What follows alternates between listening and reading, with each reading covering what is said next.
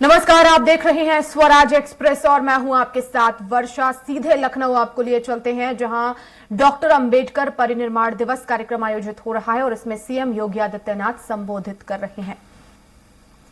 की एकजुटता के लिए सब कुछ, हर एक काम देश के नाम, बाबा साहब भीमराव अंबेडकर का ही सपना था, यही संकल्प था। जो लोग आज भारत विरोधी गतिविधियों के माध्यम से समाज को विभाजित करते हैं, भारत को कमजोर करने का प्रयास कर रहे हैं, ये बाबा साहब भीमराव अंबेडकर का अपमान करते हैं। हम सबको इसके बारे में गांव गांव जाकर के बताना होगा। और मैं आपको इस बात के लिए फिर आश्वस्त करने के लिए आया हूं। हमने पहले भी कहा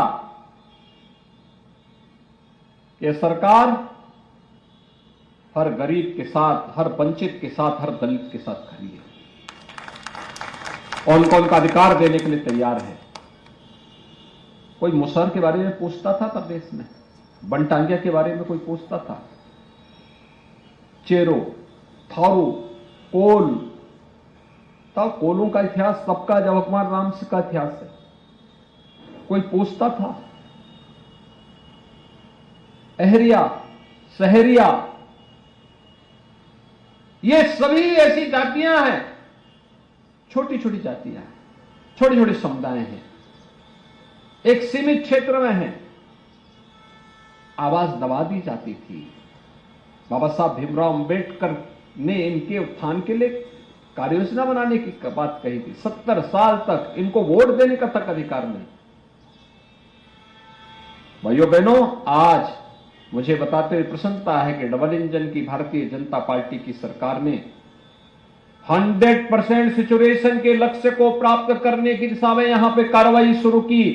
हर उस दलित और वंचित के पास, वो मुसहर हो, कोल हो, भील हो, चेरो हो, थारू हो,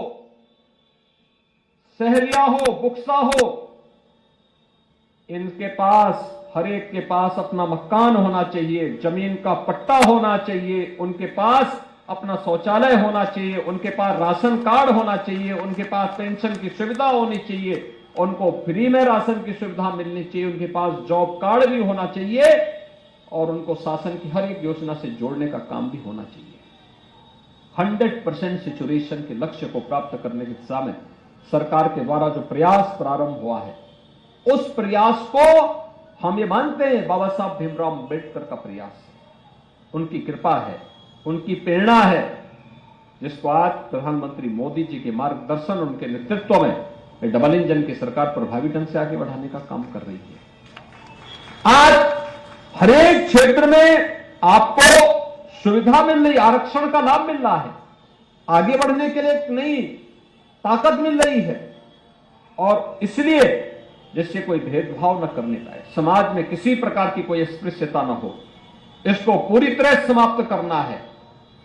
इसको आगे बढ़ा करके हमें अपने देश को मजबूत करना है, जिससे बाबा साहब का मिशन वह देश का मिशन है और व्यक्ति का मिशन नहीं, देश का मिशन है, भारत की मजबूती का मिशन है, भारत की एकता और अखंडता का मिशन है, भारत को दुनिया की एक ताकत बनाने का मिशन है। और उस मिशन के साथ हम सब जुड़ करके कार्य करेंगे।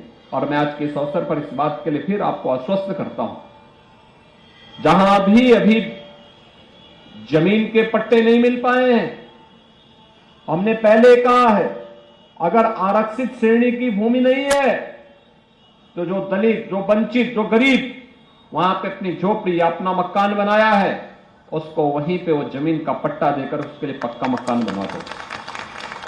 आरक्षित श्रेणी की है तो पहले उसे जमीन का पट्टा देकर उसका मकान बनाओ, तब उनको वहां से पुनर्वास करो। भाइयों बहनों, क्योंकि हर व्यक्ति को जीने का अधिकार मिलना चाहिए, सम्मान के साथ जीने का अधिकार, और सम्मान के साथ जीने का यही अधिकार बाबा साहब भीमराव अंबेडकर ने दिया था। और इसके लिए मैं आपसे भी कहूंगा, अभी हाल ही में हम लोगों ने जिन श्रमिकों के हितों की आवाज पहली बार बाबा साहब ने उठाई थी, उन श्रमिकों के बच्चों के लिए अटल आवासीय विद्यालय प्रारंभ किए हैं। थोड़ा जाकर के देखिए आप भी। मैं कहूंगा एक बार अटल आवासीय विद्यालय का निरीक्षण करिए, श्रमिकों के बच्चे पढ़ रहे हैं और कैसा विद्यालय उनके लिए बन रहा है। पब्लिक स्कूल और कॉन्वेंट उनके सामने फेल है।